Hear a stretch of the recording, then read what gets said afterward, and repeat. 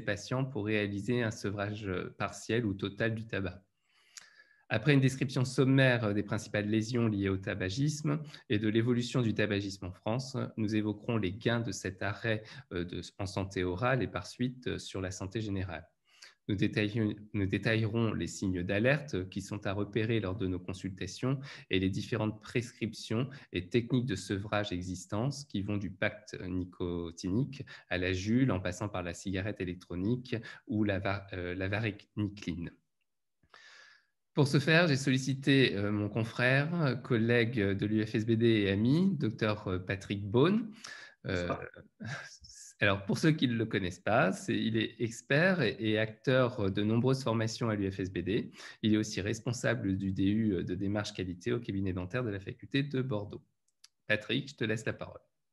Merci Xavier. Bonsoir à tous.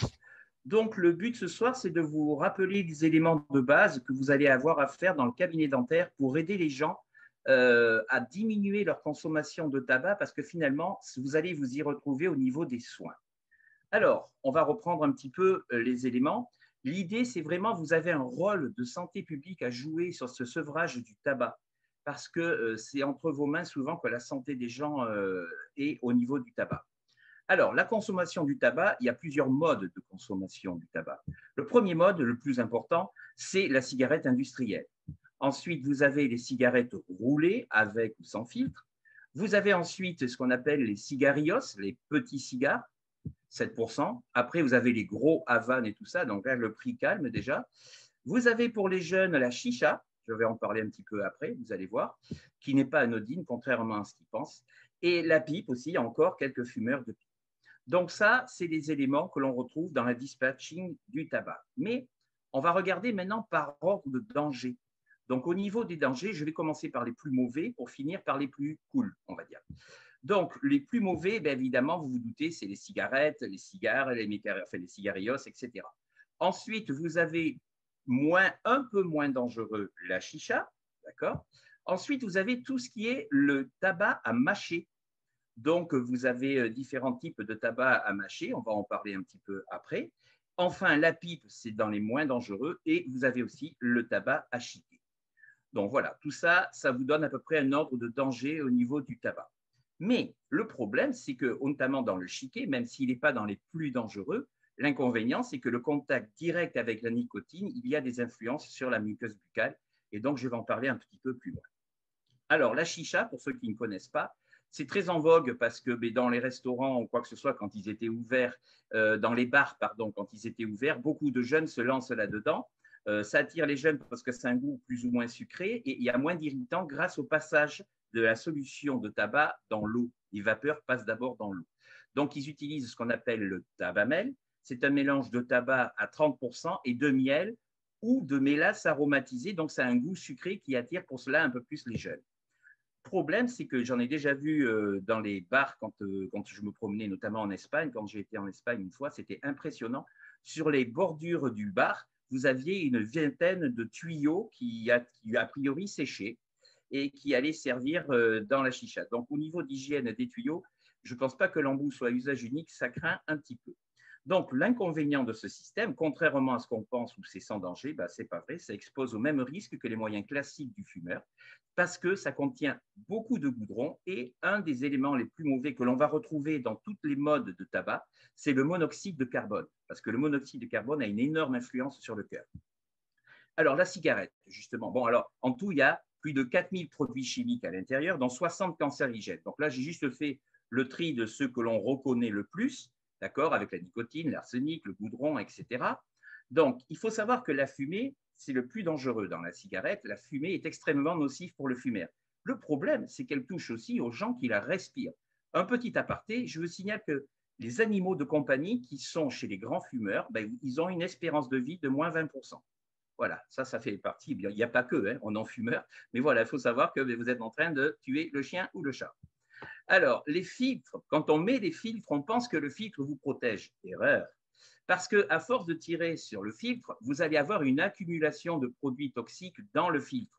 Ce qui fait qu'à chaque inhalation, vous avez un plus grand concentré de produits toxiques qui passe à travers le filtre.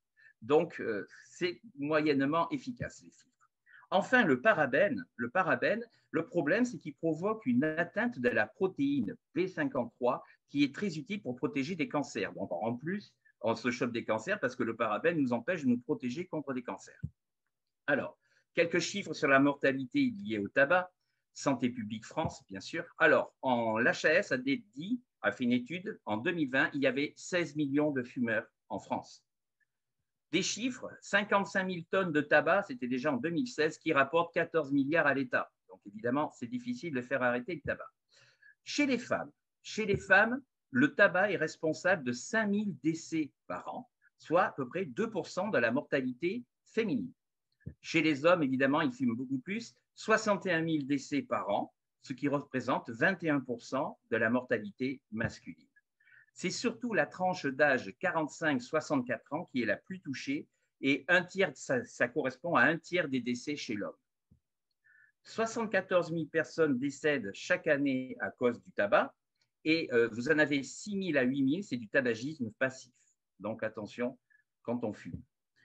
Et pour ceux qui penseraient se tirer d'affaire en disant « mais moi je ne fume pas du tabac, je fume du cannabis », il faut savoir que les dernières données ont montré que les consommateurs de cannabis vont avoir un cancer vers les 30 ans au lieu de 50 par rapport au tabac. Donc, ce n'est vraiment pas un bon plan. À l'évolution sur la mortalité, 2 changements ces dernières années. Mais premièrement, les femmes ont augmenté leur consommation de tabac. On s'en serait bien passé. Donc, les cancers du poumon augmentent chez la femme. Chez l'homme, il y a une très légère décroissance, mais ils sont quand même très supérieurs à la quantité de femmes atteintes. D'accord ? Donc, le taux est quand même très supérieur au taux pour les femmes. Et évidemment, les ados ou les jeunes se mettent de plus en plus à fumer, ce qui fait qu'on attend à peu près 160 000 morts liées au tabac en 2025 chez les jeunes. Donc, grosse augmentation. Voilà les 2 gros changements, les femmes et les enfants, du moins les ados. Une cigarette, chaque cigarette est responsable d'1 minute de vie en moins, statistiquement. En conclusion, le tabac est responsable de 25 à 30% des décès par cancer en France. Une personne sur 2 qui fume décédera du tabac. Alors, je ne cherche pas à noircir le tableau. Personnellement, je ne fume pas, donc ça ne me va de vous dire ça. Mais ce que je veux dire, c'est qu'il faut quand même réfléchir un petit peu de temps en temps à ça et surtout la viser vers les jeunes qui se sentent indestructibles. Pour eux, ça ne peut pas arriver, le cancer. Donc, c'est surtout pour remonter un petit peu ces informations au niveau des jeunes. Alors, les pathologies liées au tabagisme. Alors, bien sûr, il y a les cancers, vous le savez, les cancers du poumon, les voies aérodigestives supérieures, l'œsophage, la vessie. Bon, bref, vous avez tout ça sous les yeux. Le cancer de l'utérus, pour parler des plus nombreux. Toutes les maladies cardiovasculaires, vous avez quelque chose qui est pas mal avec les artères coronaires, les artères des membres inférieurs aussi, qui sont bien touchées. Les maladies respiratoires chroniques, donc qui vont se cumuler avec l'asthme, etc. Au premier rang, la bronchopneumopathie chronique obstructive. Et un élément auquel on ne pense pas beaucoup, altération de la fertilité, aussi bien chez les hommes que chez les femmes, parce que par manque de vascularisation, puisque la nicotine est un vasoconstricteur. Donc, on a des problèmes de fertilité chez les gens qui fument pas mal. Alors, le cancer du poumon, quels sont les signes d'alerte qui vont conduire à consulter au plus vite? On a un inconvénient, c'est que le poumon n'est pas innervé. Donc, on ne sent rien. On sent quand ça a commencé à bien se développer. Mais il y a des signes qui vont nous donner des signes d'alerte. Alors, une toux qui ne disparaît pas malgré les traitements. Donc là, il faut commencer à s'inquiéter. Des infections pulmonaires répétées, des crachats contenant du sang, celui-là, il est célèbre. Un essoufflement qui apparaît ou s'aggrave en l'absence de problèmes cardiaques connus.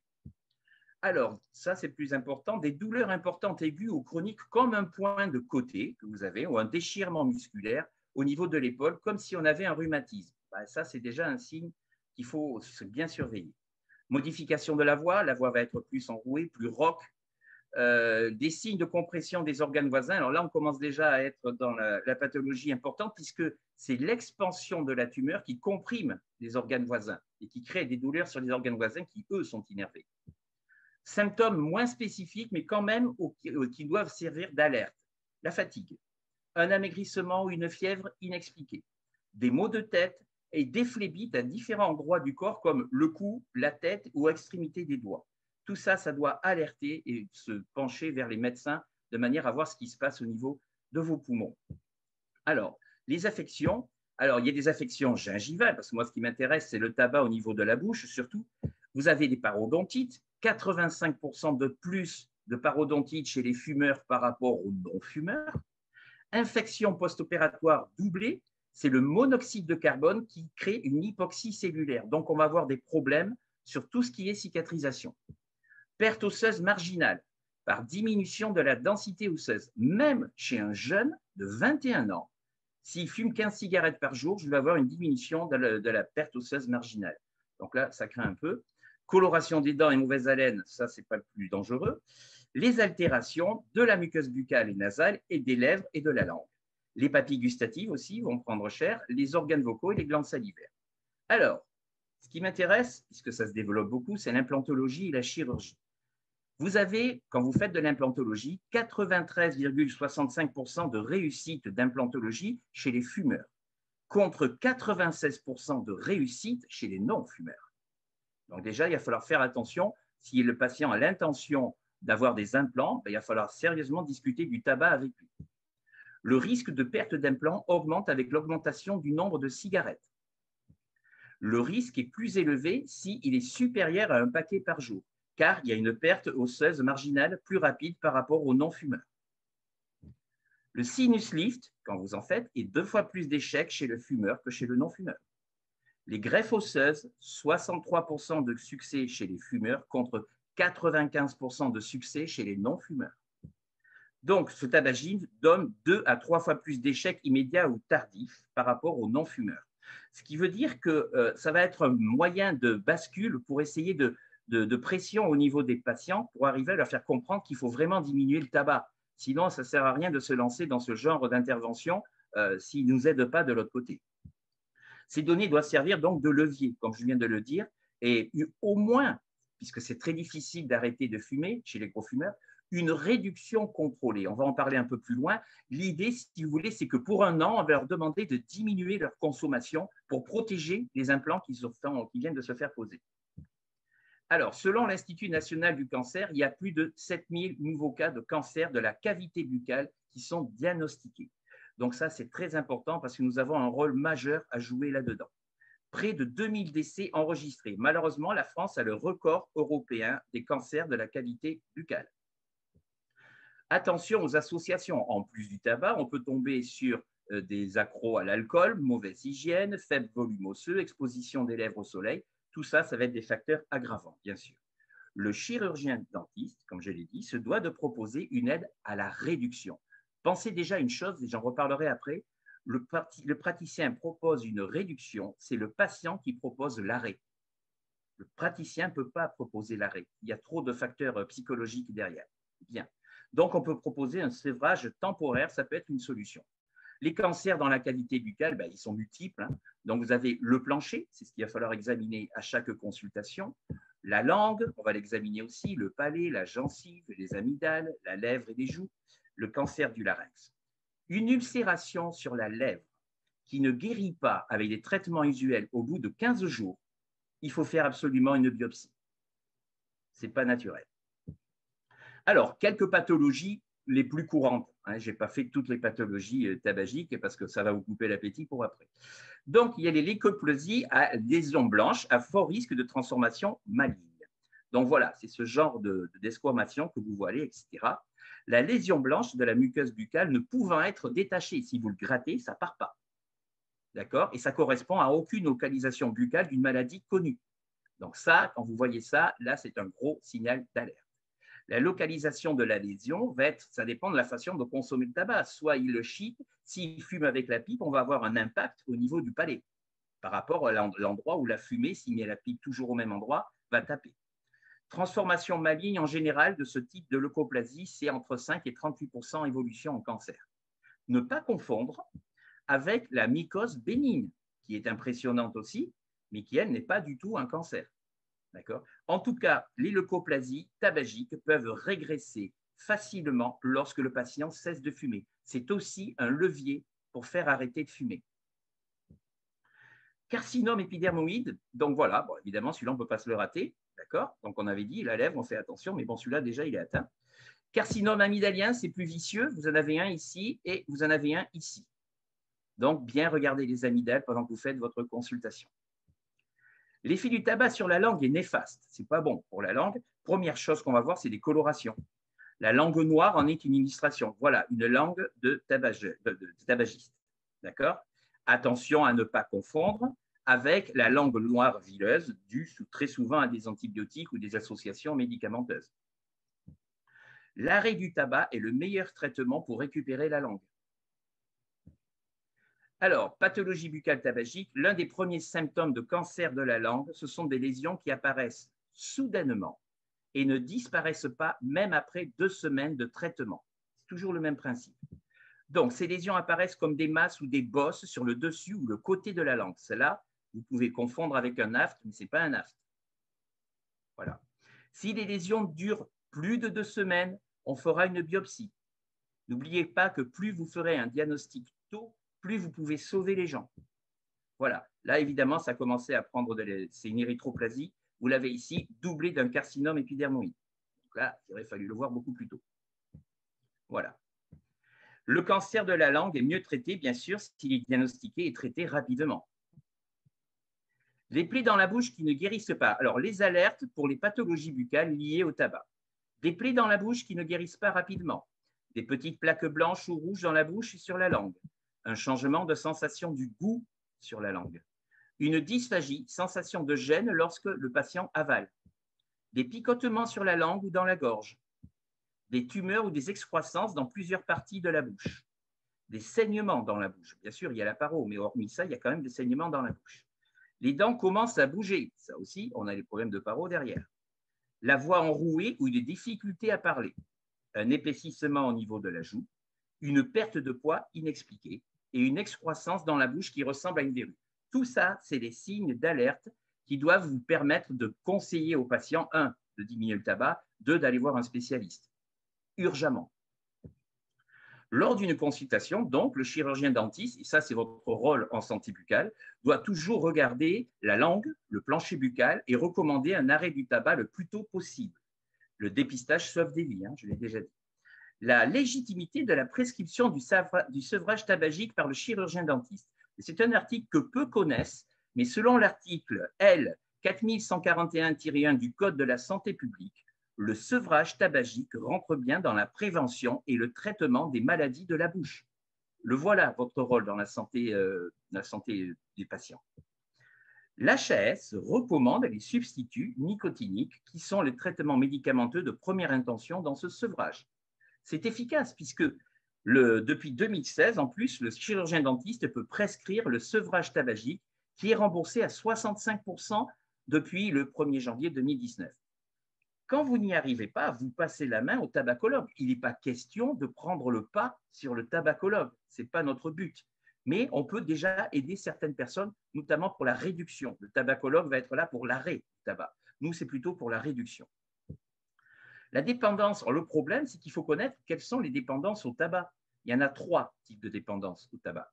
La dépendance physique, parce que la nicotine peut permettre d'éviter l'irritabilité, ça va augmenter la nervosité, l'agitation, l'anxiété, les perturbations du sommeil. Tout ça, c'est les dépendances physiques à la nicotine. Donc, quand vous privez la personne de nicotine, ces signes vont apparaître. La dépendance psychologique. Alors là, c'est l'effet psychoactif de la nicotine. Ça procure du plaisir, de la détente. C'est un coupe-faim, c'est en action anxiolytique. Donc, s'il faut traiter aussi, il faut penser à cette dépendance quand on va leur demander d'arrêter de fumer. Dépendance environnementale. Il y a le tabagisme de société. C'est-à-dire qu'ils ne peuvent pas aller à une soirée, si tout le monde fume, ils ne peuvent pas ne pas arrêter de fumer.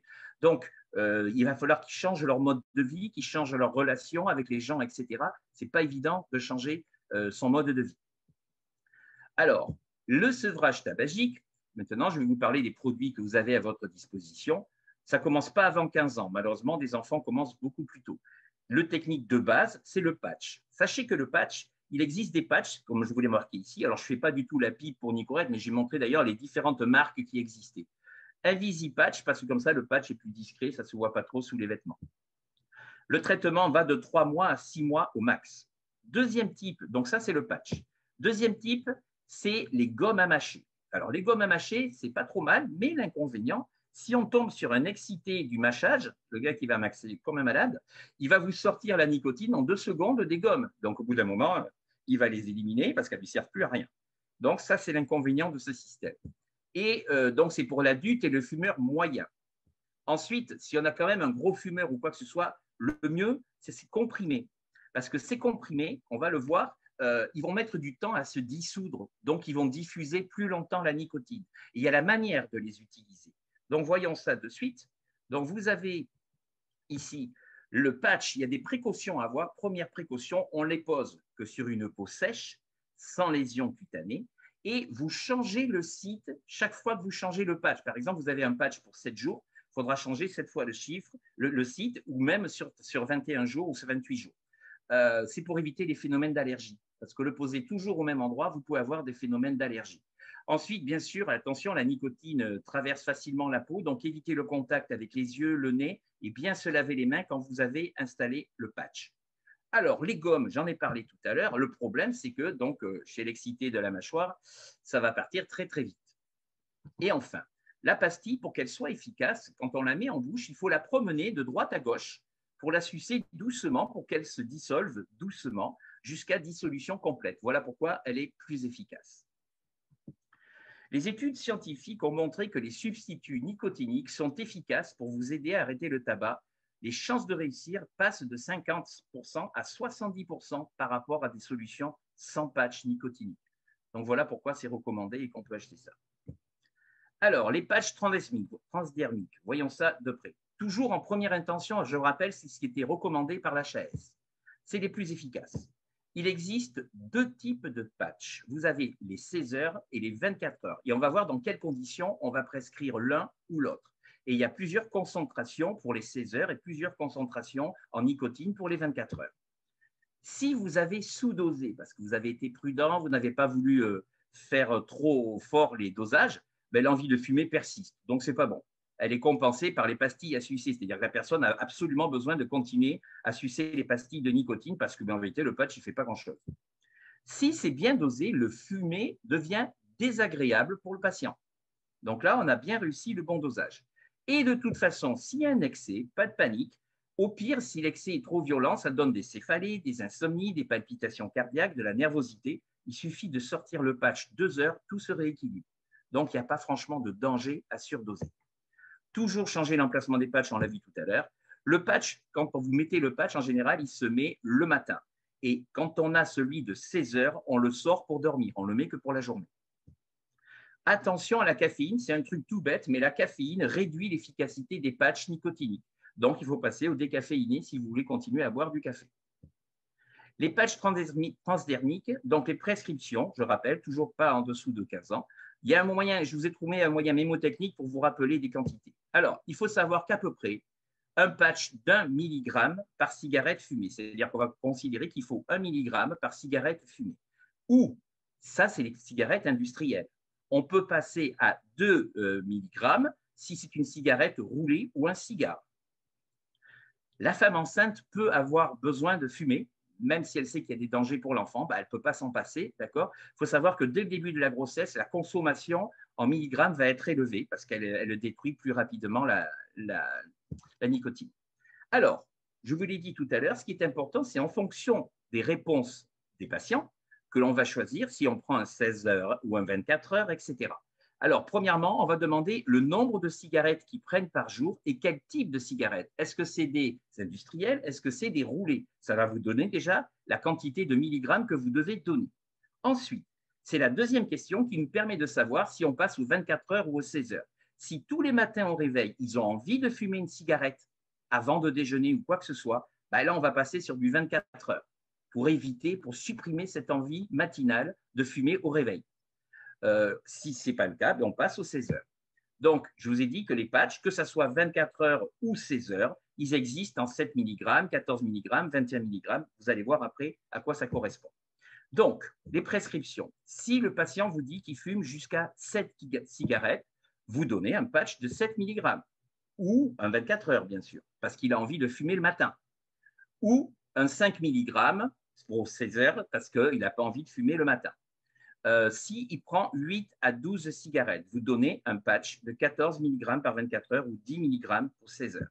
Et s'il est de 13 à 20 cigarettes, vous donnez un patch de 21 mg. Donc, comme vous pouvez le voir, les chiffres se ressemblent à peu près. Ça peut aider à la prescription de la quantité de microgrammes là, de nicotine quand vous faites votre prescription.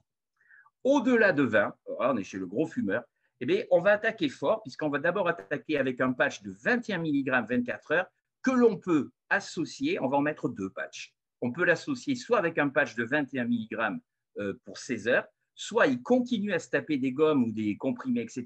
Ben là, on va aller fort, on va mettre 2 patchs de 21 mg 24 heures, si c'est un gros addict. Je répète, il n'y a pas de danger. Si jamais, à part si ça tourne ou s'il fait de la tachycardie, tout ça, là, vous diminuez, mais autrement, il n'y a pas de danger à surdoser. S'il prend des gommes, il faut augmenter la puissance des passes. C'est ce que je venais de vous dire. C'est la différence entre le 21 mg 24 heures et 16 heures. Si ça ne va pas, s'il prend des gommes, eh bien, on passe à 2 fois 21 mg 24 heures. Alors, comment vous écrivez ça sur l'ordonnance? C'est un terme générique. On me dit que l'on prescrit un patch transdermique, Mycopatch Lib, de 14 mg sur 24 heures avec une boîte de 7 parce que la première intention, c'est sur 7 jours et on fait le point à 7 jours. Là, c'est la personne qui a envie de diminuer. Si la personne veut arrêter tout ça, ça c'est autre chose. Ou vous avez besoin pour 28 jours, vous voyez, c'est la même prescription, sauf que là, on va mettre B/28 pour dire que c'est des boîtes de 28 comprimés pour un mois, tout simplement. Alors, comment obtenir la motivation du patient? Tenir compte de la balance décisionnelle. Toujours demander au fumeur qu'est-ce que ça vous apporte le fait de fumer, pour vraiment voir ce qui l'intéresse dans le fait de fumer. Est-ce que c'est une habitude? Est-ce que c'est pour faire bien? Est-ce que ça lui apporte de la décontraction? Vous êtes obligé de savoir un petit peu ce qui se passe. Demandez ce qui le gêne quand il fume, parce que certains en ont ras-le-bol de fumer. Ils ne peuvent pas s'en passer, mais ils en ont ras-le-bol. Donc, demandez ce qui le gêne quand il fume. Pour la femme enceinte, même si on sait tous que c'est dangereux pour l'enfant, on va demander d'abord ce que ça lui fait à elle, ce que ça pourrait lui faire à elle et ce que ça lui fait à elle, ce que ça lui apporte à elle. Ne parlez pas des effets sur l'enfant. Après, vous allez dire, vous, pourquoi c'est intéressant de diminuer, voire d'arrêter, du moins de diminuer. Donc, sécurité pour la chirurgie, on l'a vu tout à l'heure, pour l'implanto, la sécurité pour la famille, pour le tabagisme passif, les bienfaits en général pour la santé, le fait d'arrêter de fumer. Par contre, ne soyez jamais moralisateur, vous allez les perdre à la première discussion. Proposez des pistes de solutions, mais selon le type du patient. Soit il veut un arrêt temporaire, soit il veut un arrêt total. Alors, comment obtenir la motivation du patient? Attention au piège. Répéter les conseils peut braquer le fumeur. Si vous passez votre temps à dire « je vous ai dit d'arrêter de fumer, c'est dangereux », ça ne marchera pas, il va craquer. Savoir que le changement prend du temps. Ne pas trancher en disant « de toute façon, on ne va pas y arriver, il n'a aucune volonté ». Ce n'est pas vrai. Il faut lui laisser le temps de changer ses habitudes de vie. Donc, ce n'est pas évident. La motivation est plus forte si c'est pour des motifs personnels. La personne aura plus tendance à vouloir arrêter si c'est pour des motifs personnels. La motivation augmente en présence de lésions dangereuses. Ça vous le motive aussi. J'en ai parlé tout à l'heure des leviers. Évoquer le plaisir de devenir libre par rapport au tabac. Tenir compte aussi des modifications des styles de vie, c'est pas facile, notamment lors des soirées entre fumeurs, faire plus de sport, etc. Bon, il faut changer son style de vie, ça, c'est pas évident. Les bonnes attitudes pour réussir. Le praticien doit être empathique, bienveillant, ne pas juger, comme j'ai dit, en disant il ne va pas y arriver, ce n'est pas la peine que je perde du temps, et renforcer le sentiment d'efficacité personnelle. Il va falloir encourager le patient parce qu'il va falloir faciliter la communication. Alors, il y a un truc tout bête, d'abord, c'est des questions ouvertes. Il y a la technique des 4 R. C'est très facile. Reformuler les réponses qu'il nous a données pour valider l'écoute. On l'a bien écouté. Repréciser les avantages que ça porte d'arrêter de fumer. Résumer la discussion que nous venons d'avoir et renforcer l'argumentation. Voilà, vous appliquez les 4 R, ça doit pouvoir fonctionner avec les personnes. Les soignants proposent de diminuer, je l'ai déjà dit en préambule tout à l'heure, c'est le patient qui décide d'arrêter. N'arrivez pas bille en tête en disant « je vais vous faire arrêter de fumer », ce n'est pas vrai. Vous n'allez pas y arriver comme ça. Pour le patient, arrêter, c'est apprendre de nouveaux comportements, donc ce n'est pas évident. Donnez des documents, il y en a plein et ils sont gratuits sur les sites que vous allez voir un peu plus loin. Donnez les documents pour arrêter de fumer et des infos. Si possible, et si vous y arrivez, vous allez jusqu'à la prescription. Et là, bingo, vous avez vraiment fait votre rôle. Adaptation et suivi. Il faut valoriser souvent les résultats. Il faut encourager la personne, d'où l'empathie qu'on avait tout à l'heure. Évoquer les pièges de rechute. Alors attention, la rechute, ce n'est pas forcément un échec, parce que s'il a commencé à bien évoluer, il a craqué lors d'une soirée et tout ça, mais quand il va recommencer à arrêter de fumer, il a déjà tout l'acquis qu'il a fait avant ce crack, avant cet échec. Donc, il ne repart pas à zéro. Donc, il faut simplement lui dire, on va dédramatiser la situation, déculpabiliser et informer que cela permet de connaître de nouveaux pièges. Bon, voilà, grâce à ça, maintenant, on sait qu'il faut faire attention à ça. Proposer une réduction contrôlée si le patient n'est pas mûr pour arrêter. Je l'ai dit, avec les bienfaits pour la chirurgie. Proposer une réduction progressive, il faut leur apprendre à apprécier les substituts nicotiniques. Si le patient veut arrêter, lui laisser le choix entre arrêt ou diminution. Et orienter, je le répète, on ne se substitue pas au tabacologue, on doit orienter, prescrire des substituts jusqu'à ce qu'il ait un rendez-vous chez le tabacologue. C'est le tabacologue qui va suivre ensuite, notamment pour l'arrêt. Adaptation et suivi, si la volonté d'arrêter est immédiate, on revoit le patient, d'accord, à 7 jours maximum pour essayer de bien le motiver. Le patient rappelle s'il a des problèmes pour éviter ce qu'on appelle le craving. Le craving, c'est l'envie de fumer. Donc là, un petit rendez-vous téléphonique entre deux patients, ça va monsieur, etc., vous tenez le coup et tout. Voilà, ça ne prend pas beaucoup de temps. On ne vous demande pas de passer 2 heures au téléphone, simplement pour dire, bon, je suis avec vous derrière et je regarde un petit peu ce qui se passe et je suis là pour vous aider. Rappel rapide par téléphone toutes les semaines entre deux patients. Montez en dose s'il vous dit j'ai encore envie de fumer ou je me tape des gommes. Bon, évidemment. Donc, on va essayer de monter en dose de patch, sauf s'il y a des effets secondaires, bien sûr. Si c'est une réduction contrôlée, je vous rappelle, donc on va dire une baisse du tabac sur 1 an, par exemple, c'est moins urgent. À ce moment-là, on se donnera un rendez-vous téléphonique où on le verra, mais moins fréquemment. Ce n'est pas un souci. S'il fume selon ses besoins, augmenter les patchs jusqu'à l'arrêt. Voilà. Vérifier le sous-dosage. S'il fume, augmenter le dosage, encore une fois.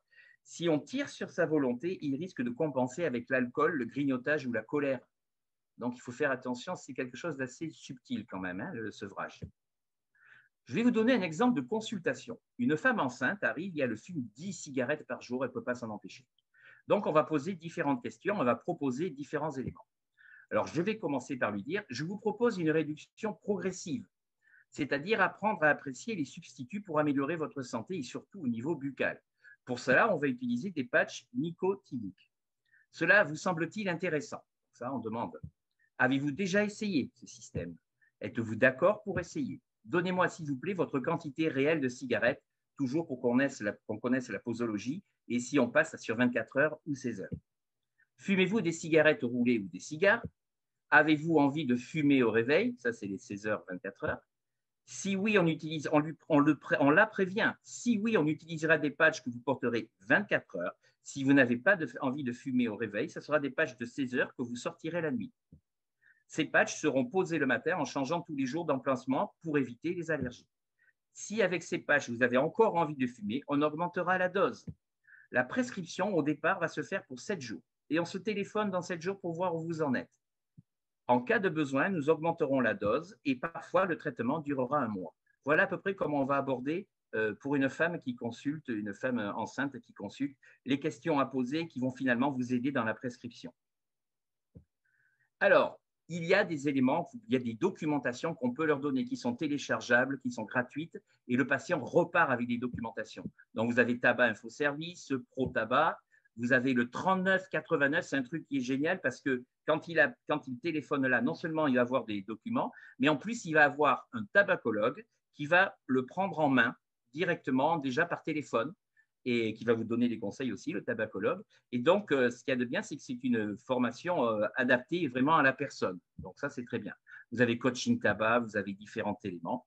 Il y a le mois sans tabac, en général, c'est en novembre, qui est avec un kit complet. Dans le kit complet, voilà tout ce que vous recevez. Vous en demandez, c'est gratuit, d'accord, pour le donner aux patients. Les brochures existent en PDF pour ceux qui ont peur qu'on crame le papier et qu'on brûle les arbres. Et sur amélie.fr, il existe la liste des produits remboursés.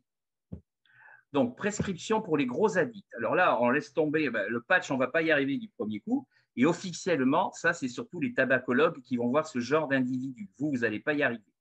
Alors, s'ils ont une bonne fonction rénale, ils doivent toujours avoir un suivi régulier. On va proposer ce qu'on appelle la varénicline, dont le nom commun est le Champix. Alors, je répète, c'est plutôt le tabacologue qui le fait, hein, d'accord. C'est très efficace. Mais on ne le fait que s'il y a eu des échecs avec les patchs nicotiniques. Ce n'est pas en première intention, le Champix. Voilà, le Champix, ça se vend sous cette forme-là. Parfois en première intention, mais c'est les addictologues à ce moment-là qui le prescrivent. Ce n'est pas nous. Les effets secondaires, céphalée, insomnie, comme pour la nicotine qu'on avait vu déjà, contre-indication, bien sûr, grossesse, allaitement, insuffisance rénale, si notamment on a donc la clairance de la créatine qui est inférieure à 15 millilitres, c'est-à-dire c'est déjà le gars là qui est sous dialyse.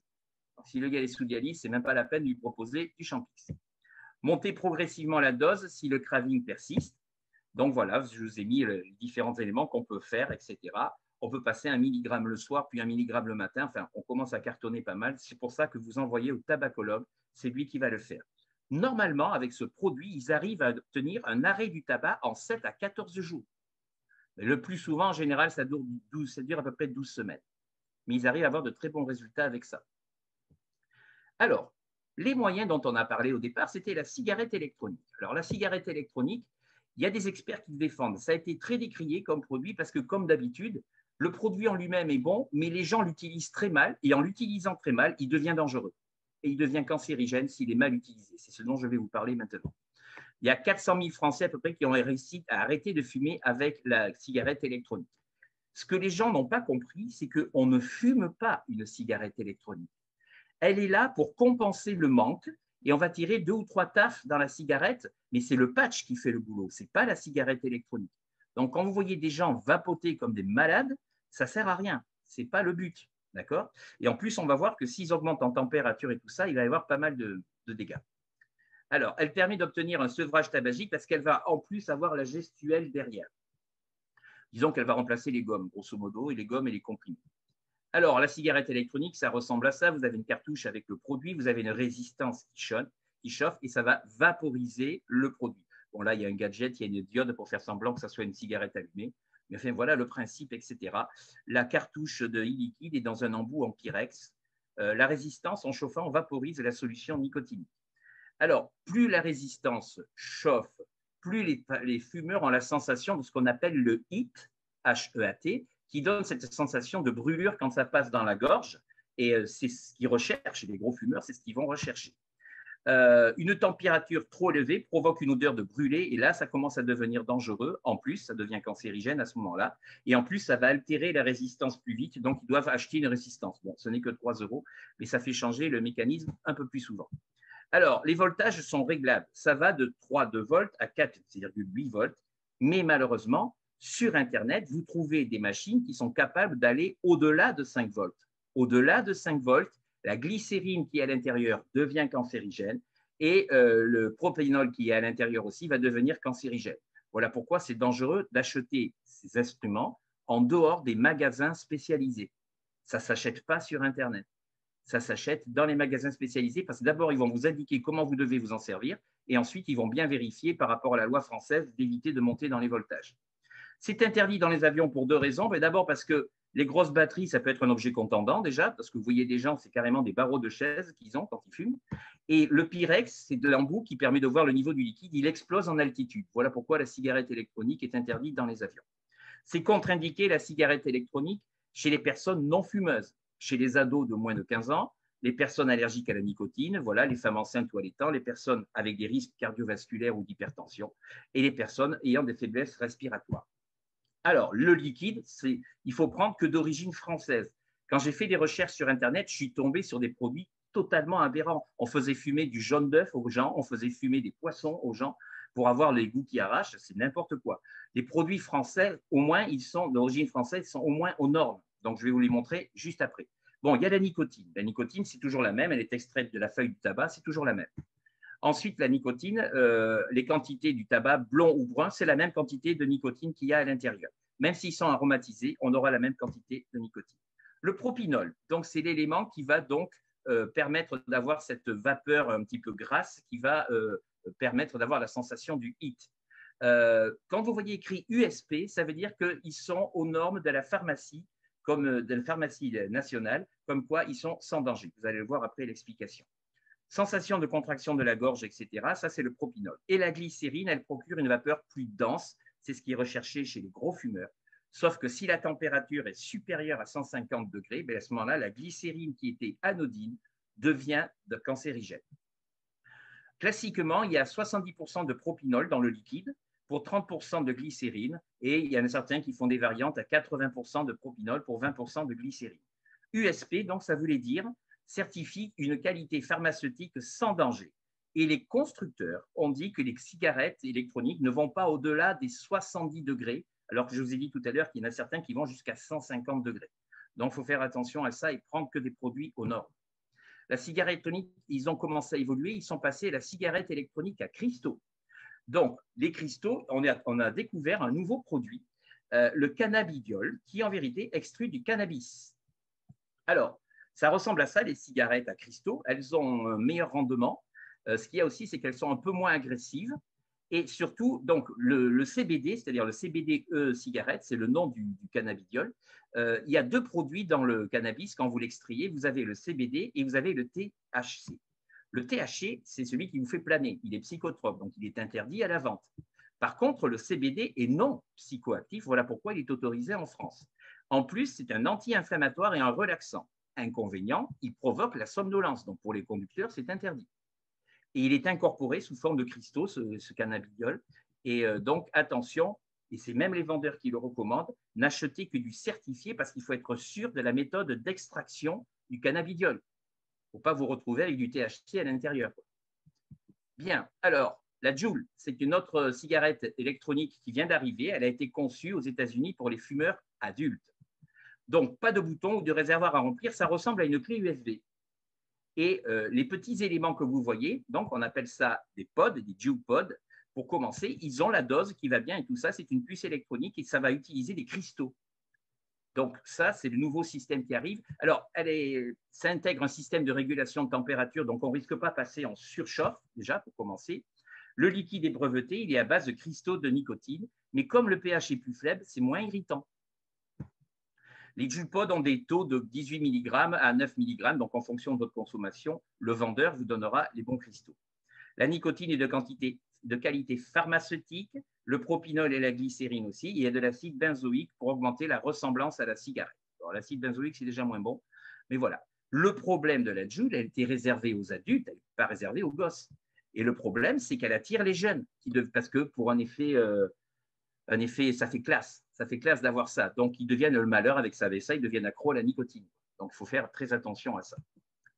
Alors ensuite, vous avez des applications qui vont vous aider à arrêter de fumer, ou du moins diminuer. Vous avez Smoke Free, j'en ai trouvé quelques-unes aussi bien sur l'iPhone que sur Samsung. Arrêter de fumer assistant, il y en a qui en ont besoin avec un petit peu comme quand il y a les réunions. Voilà, aujourd'hui, j'ai fumé 5 cigarettes, les autres à Bravo et compagnie. On est un petit peu dans ce style-là. Voilà. Vous en avez différentes, je vous en ai mis. Alors, elles sont gratuites avec leur code, les appréciations avec les avis aussi bien sur Google que sur l'Apple Store, etc. Donc, vous avez différentes solutions. Vous en avez une française, Cocorico, d'accord, qui vient donc de Strasbourg. Donc, ça, c'est un petit clin d'œil à ma présidente. Et donc, ça marche très, très bien. L'application 100% française, elle est notée quand même 4,3, d'accord, sur l'Apple Store et 4,2 sur 5 sur Google Play. Donc, c'est Cocorico, c'est Quit. Alors, attention aux idées reçues.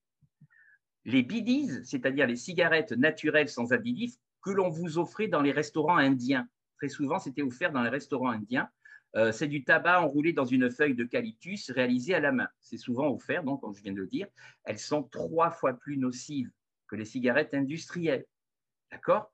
Donc là, vous ne partez pas pour rien. Voilà. Ensuite, les cigarettes roulées sont également plus dangereuses. Alors, ce n'est pas le fait que l'inconvénient dans la cigarette roulée, c'est qu'elles vont être mal concentrées, mal condensées. Donc, il y a davantage d'air à l'intérieur, ce qui va provoquer davantage de gaz toxiques parce que le tabac va pouvoir se consumer de façon différente. Donc, c'est pour ça qu'elles sont plus dangereuses. Les cigarettes light, c'est un pipeau de première, les cigarettes light. C'était pour se donner bonne conscience en fumant des cigarettes light. Comme elles sont plus light, les gens en fument plus. Donc, l'avantage était totalement nul, ça ne sert strictement à rien. Et il y a davantage, donc comme ils en fument davantage et qui tirent comme des malades là-dessus, il y a plus de fumée cancérigène et plus de monoxyde de carbone dangereux pour le cœur. Les cigarettes sans tabac, alors carrément là, c'est interdit en France et dans certains pays d'Europe par les tabacologues. C'est une catastrophe. La fumée inhalée plus les fumées, il y a d'autres fumées, ce sont des substances cancérigènes pratiquement à 100% et du monoxyde de carbone très, très dangereux pour le cœur. Donc, les cigarettes sans tabac, laissez tomber, c'est absolument pas recommandé. Donc, il n'existe aucune cigarette sans danger et le nombre importe peu parce que certains disent « Oh, mais moi, j'en fume pas beaucoup ». Mais 2 à 3 par jour sur une longue durée, c'est aussi dangereux que le gros fumeur. Voilà, donc il faut faire attention à ça. Ça, c'est les idées reçues. Alors, pour conclure, je vais vous donner une pièce de réflexion. Voilà. Donc ça, c'est vraiment pour le gros accro, hein, on est d'accord, quand il va au restaurant, quand ils seront ouverts. Hein, pour l'instant, ils ne sont pas ouverts. Et je vous remercie pour votre attention. Et maintenant, j'attends si vous avez des questions. Merci Patrick. Donc oui, si vous avez des questions à poser, n'hésitez pas. Vous avez une petite icône en bas à droite de votre écran avec Q et R et donc vous n'hésitez pas à poser des questions sur cette icône-là et on va les passer en revue une par une. Merci Patrick donc pour cette conférence bien complète. Moi, j'y ai appris plein de choses et j'ai découvert même des nouveaux produits que je ne connaissais pas. Donc, c'était intéressant. Il est évident que de toute façon, c'est une petite piqûre de rappel pour nous rappeler que la nocivité du tabac, dont on est forcément conscient, mais parfois on n'est pas toujours confronté aux conséquences, est toujours intéressante. Et puis, de pouvoir l'expliquer à nos patients aussi. Et d'intervenir sur ce sevrage est du coup très intéressant. Alors, sur la Nicorette, moi j'avais juste une question. Tu disais qu'il faut essayer d'éviter de la mettre toujours au même endroit. Est-ce qu'on peut conseiller de faire par exemple un bras gauche et puis le lendemain le bras droit et puis, tout à fait. Et puis reprendre. L'épaule.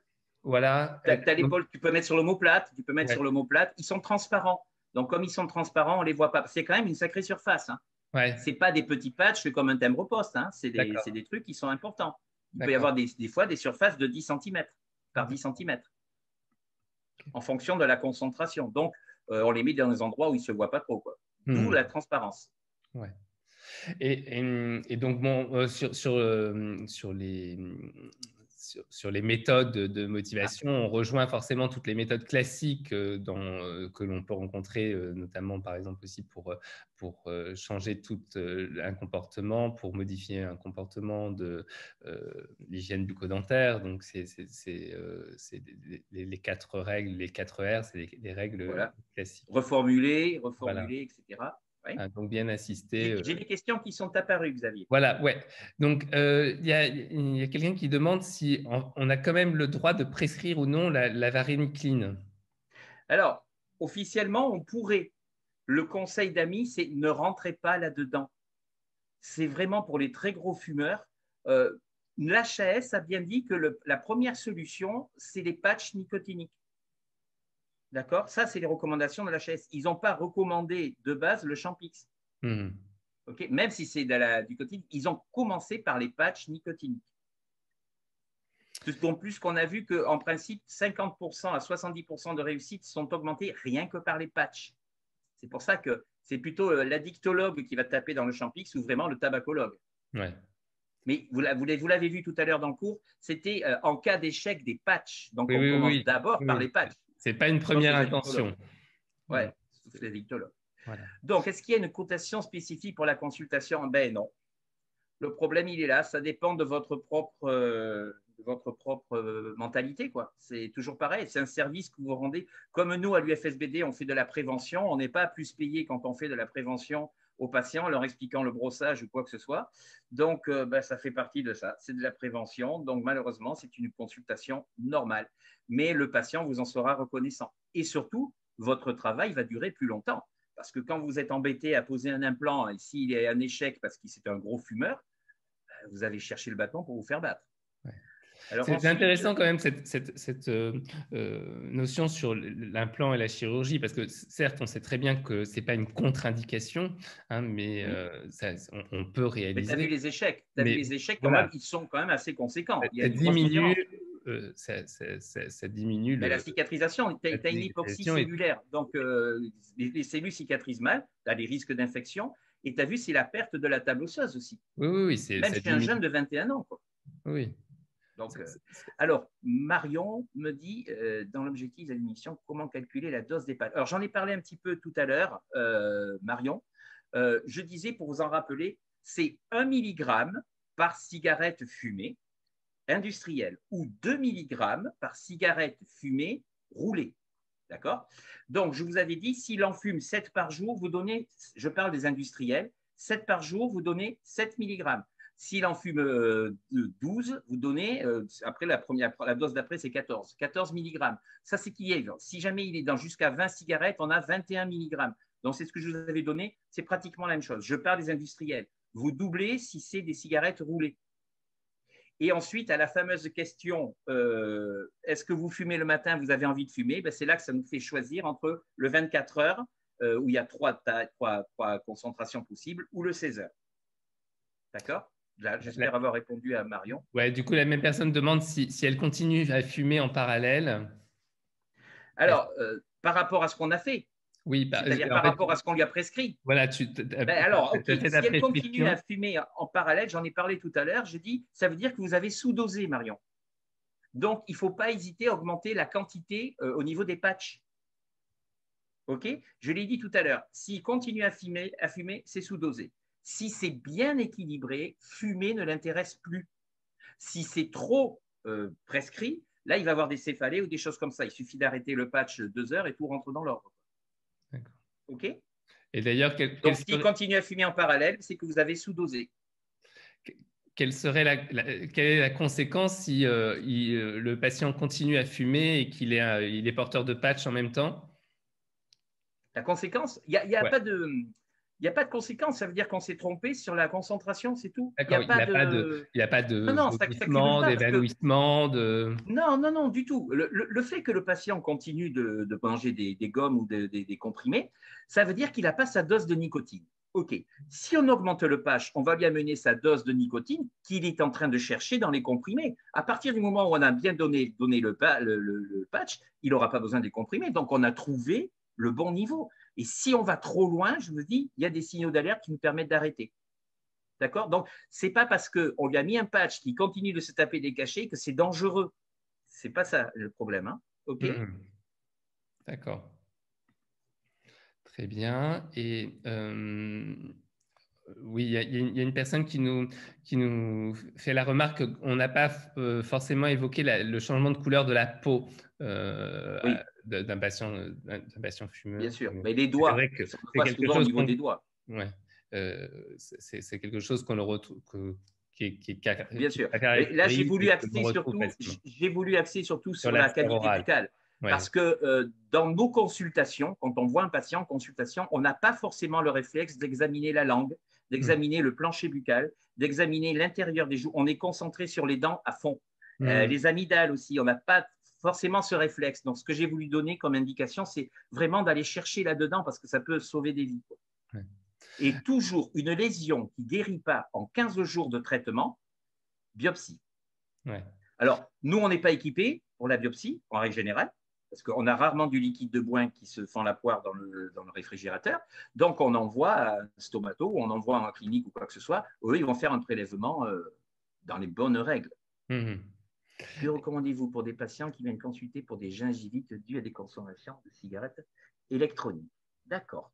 Eh bien, on l'a vu de toute façon, dès qu'il y a une irritation, l'arrêt du tabac, c'est la solution. Alors, s'il a trop de consommation importante des cigarettes électroniques, je vais vous dire ce que moi je leur explique. Ce que les gens n'ont pas compris, ils pensent qu'en fumant la cigarette électronique, c'est sans danger. Okay? Donc, le problème, c'est que, par exemple, s'ils fument 10 cigarettes, on va leur donner la quantité de nicotine de 10 cigarettes dans une cartouche. Sauf que le gars, il va se taper 3 cartouches dans la journée. Donc, il vient de se taper 30 cigarettes. Alors que lui, dans son esprit, c'est des cigarettes. Il ne s'est tapé que 10 cigarettes. Donc, voilà les dangers d'une cigarette électronique non bien conseillée par le revendeur. C'est ça qui est important. Il y a la manière aussi de tirer sur la cigarette électronique pour éviter qu'il y ait trop de fumée ou quoi que ce soit de vapeur. Ça s'apprend. Ce n'est pas un truc qu'on achète et qu'on essaye comme ça. Là, beaucoup de personnes l'utilisent excessivement mal, la cigarette électronique. Et puis, attention, après, avec celles qui sont à cristaux ou quoi que ce soit, comme elles ont un meilleur rendement, et un peu moins irritante, ça commence à déferler en Europe. La Joule et compagnie, ça commence à déferler en Europe. Ou celle qui est avec le CBC du cannabis. Une personne qui met des patchs, mais qui a le manque du geste, comment elle peut compenser? Eh bien, par la cigarette électronique. Alors, sachez qu'il existe des cigarettes électroniques qui ont la taille d'une vraie cigarette. Oui. Ce n'est pas forcément un barreau de chaise. Je connais la marque, il y a une marque qui s'appelle le E de Internet, Roll, R-O-2-L, c'est une marque française. Les cigarettes sont dans un étui, comme si c'était un iPhone, c'est pour te faire plaisir ça Xavier, comme si c'était dans un étui d'iPhone, il y a 2 cigarettes dedans qui se rechargent en USB et l'avantage c'est qu'elles sont fines comme une cigarette, mais qu'elles permettent d'avoir la sensation d'avoir quelque chose sur la lèvre. Et surtout, elles ne peuvent pas monter beaucoup en température et si vous tirez trop dessus, elles se coupent, elles s'éteignent. D'accord. Donc ça, c'est excellent pour ceux qui ont la gestuelle.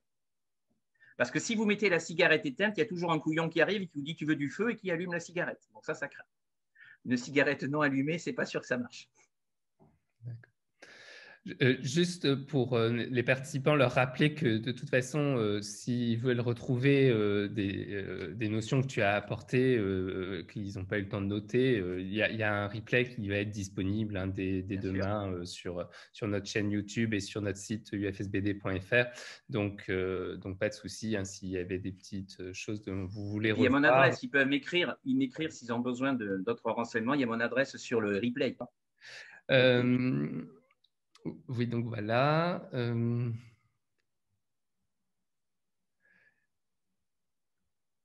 Ah oui, alors un patient arrête de fumer selon vos recommandations, un traitement implantaire est réalisé. Quelques 2 ans ou 3 ans après, il craque et vous constatez des débuts de lésions. Comment est engagée la responsabilité du praticien? Ah non, là, ce n'est pas la responsabilité du praticien. Non, je ne suis pas d'accord. Le praticien avait prévenu. Le praticien a conseillé. Il lui a dit, vous décidez de faire un implant. Je vous rappelle, le tabac, ce n'est pas bon pour les implants. Bon, on a vu, c'est surtout au moment de la cicatrisation que c'est le plus important. D'accord? C'est au moment de la cicatrisation. Mais comme le tabac va générer des problèmes paro, forcément, on aura des problèmes de périimplantite et compagnie. D'accord? Mais c'est sa responsabilité à lui, ce n'est pas la responsabilité du praticien. Alors, on ne peut pas les tenir par la main en permanence, quoi.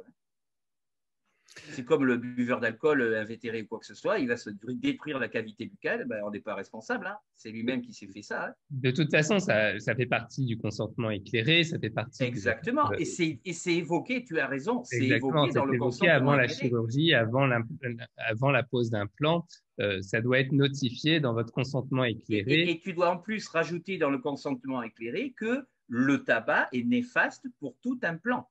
Voilà.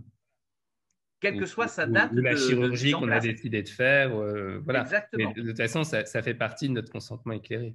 Exactement. Voilà. C'est le temps qui s'écoule entre le lever… Ça, je pense… c'était le test. Oui. C'est le test, c'est ça, Laurence? Ouais. Je pense que c'est le test. Ouais. Ben, merci, c'est sympa, Laurent. N'étant pas fumeur, je ne le connaissais pas. Voilà. Oui, donc ça répond à la question. Yes. C'est en fait à partir de combien de temps il prend sa première cigarette? Alors, ici, moi, ce que j'ai appris quand j'ai fait des formations sur le tabac, ce que j'ai appris, c'est que ce qu'on considère, ce n'est pas le temps qu'il va mettre à fumer la première cigarette, c'est il se lève, il a envie de fumer. C'est viscéral, c'est même avant de commencer à prendre le petit déjeuner. C'est de cela qu'on parle. On ne parle pas… S'il fume à 10 heures du matin, pour nous, ce n'est pas considéré comme quand il se lève, il a vite envie de fumer. Oui, c'est vraiment quand il a levé au saut du lit. Voilà, il n'a même pas mangé. Sa première intention, c'est ça. Voilà, parce que certaines personnes éprouvent le besoin de fumer après avoir pris le café. On n'est pas dans ce type-là. On est dans la personne qui n'a rien eu en bouche et qui se lève. La première chose qu'elle veut, c'est prendre une cigarette. On parle de celle-là. Donc, le timing, on s'en fiche un peu là-dessus. Voilà. Et un spectateur nous notifie que la relation patient-praticien est importante pour la réduction du tabac. On est dans le conseil, bien sûr. Bien évidemment. C'est pour ça que je dis qu'on était dans l'empathie aussi, Xavier. Il faut être quand même empathique. Et puis, et ça marche bien parce que personnellement, je travaille à la campagne. Enfin, je suis en sub-campagne, d'accord. Le praticien, c'est le praticien de famille. Hein. Donc, je veux dire par là, on a un rôle de conseiller aussi. Et je soigne les parents, je soigne après les enfants, etc. et on écoute ce que vous dites. Donc, c'est notre rôle à jouer aussi. Oui, mais de toute façon, dès qu'on amène un changement de comportement, bien évidemment, le rôle du praticien est majeur puisque il va être influent, il va être motivant. Et donc, Et c'est pour ça que je disais que c'était notre rôle de santé publique parce qu'on amène quand même à la population un plus, quoi. Tout à fait, tout à fait. Et est-ce que tu sais si dans les chiffres, dans les statistiques, on a quand même une diminution, on observe une diminution du nombre de fumeurs? Oui, alors j'en ai parlé dans le début du cours, sur le replay, vous le reverrez. Il y avait donc deux tendances. Les femmes qui augmentent les cancers du poumon parce qu'il y a de plus en plus de femmes et qui commencent jeunes et qui fument. Et les hommes, j'en ai parlé, il y a une légère diminution, mais ils sont quand même nettement supérieurs par rapport aux femmes. D'accord. Et le danger, c'est les jeunes. Les jeunes, là, par contre, ça cartonne comme des malades. Ouais. Ok, ben écoute, on a plus de questions, donc on va fermer la session. Attends. Ça aussi, c'est un copain. Ah, ah ben si, tu as raison. Quelle proportion de prescription de substituts? Mais quelle proportion de prescription comment ça? Je ne sais pas pour tous tes patients, je ne le fais pas pour tous mes patients. D'abord, il faut que la personne, on en parle d'abord. Ensuite, il faut savoir si elle a l'intention, on va faire jouer les leviers. Si je n'ai pas de levier, j'ai beau en parler, ça rentre par une oreille, ça sort par l'autre. Hein. Donc, la proportion de prescription, actuellement dans le cabinet, ça fait des années que je parle du tabac, de la cigarette électronique, etc. La plupart du temps, les gens ont été chez un tabacologue parce que, honnêtement, je n'étais pas au courant que je pouvais prescrire les patchs. Donc, systématiquement, j'ai orienté vers le tabacologue. Donc, je ne les revoyais plus après, concernant le sevrage. D'accord. Et puis, donc, c'est quand j'ai appris qu'on pouvait prescrire, c'est là que je me suis mis à essayer de les aider un peu plus. D'accord. Quand le couple fume. Mais de toute façon, le fait de nous avoir fait remarquer qu'il faut demander à réduire et pas à arrêter, je pense que c'est déjà un des précieux conseils. Voilà, c'est un truc qui est assez fondamental parce que la personne aura plus tendance à essayer de réduire parce qu'elle est quand même pas folle, elle vient de faire de la chirurgie ou quoi que ce soit et elle a quand même envie que ça marche. Elle a envie que ça marche. Donc, ça peut être aussi incitatif, c'est-à-dire qu'elle a commencé à réduire, elle a vu qu'elle a tenu le coup, bon, ben, pourquoi pas progresser et aller jusqu'à l'arrêt. Mais bon, après ça. Alors, pour Laurence, merci pour tout. C'est quand le couple fume, comment les faire arrêter de fumer? Avec un seau d'eau, comme ça, ils ne peuvent pas allumer la cigarette. Non, je plaisante, Laurence. Donc, ce que je veux dire, c'est que c'est vrai qu'il faut que les deux le fassent. C'est inhumain de demander à un d'arrêter de fumer quand l'autre continue. C'est pas possible. Ça, c'est pour ça qu'il faut changer toutes les habitudes. C'est pas évident. Ils peuvent se motiver l'un l'autre. Ça, c'est déjà un bon plan aussi. Il est essentiel qu'ils communiquent, qu'ils en parlent ensemble et que ce soit une motivation. On aura le problème aussi avec le tabac au lieu de travail. Sur le lieu de travail ou sur les réunions entre amis ou quoi que ce soit, c'est chaud. Quoi. Il y a des moments, quand tout le monde fume autour de toi, c'est souvent là qu'ils craquent et qu'ils reprennent. Alors attention aussi, hein, c'est une constante. Quand les gens craquent et qu'ils reprennent, très souvent, ils sont encore plus addicts que la première fois. Même s'ils ont progressé, le fait, c'est un petit peu comme les gens quand ils font des régimes. Le fait qu'ils savent qu'ils peuvent maigrir, ils s'autorisent plus on va dire, de kilos supplémentaires parce que c'est pas grave, je les ferai partir quand je veux. Là, le tabac, c'est pas grave, je sais que je peux réduire quand je veux. Ben, non, pas tout le temps. Et sachez que c'est beaucoup plus dur pour les femmes de réduire que pour les hommes parce que c'est lié au phénomène hormonal. Les femmes sont dirigées par 3 hormones, l'homme par une. Donc, sur les 3 hormones, le tabac va perturber, c'est comme un trépied. S'il perturbe un trépied, le tabouret se casse la figure. Chez l'homme, c'est un peu plus facile. Donc, une femme accro au tabac ou à l'alcool ou aux drogues, très, très difficile à s'en sortir. Beaucoup plus difficile que pour l'homme, malheureusement. Donc, il ne faut pas essayer. Quoi. Le principe, c'est qu'il ne faut pas essayer. Mais... non. Bon, écoute, merci beaucoup. Merci à vous, à votre fidélité, parce que certains sont toujours présents au rendez-vous. Ouais. Et puis, au mois prochain pour une nouvelle conférence. Et je vous souhaite une bonne soirée à tous. Au revoir. Bonne soirée à tous. Merci Xavier.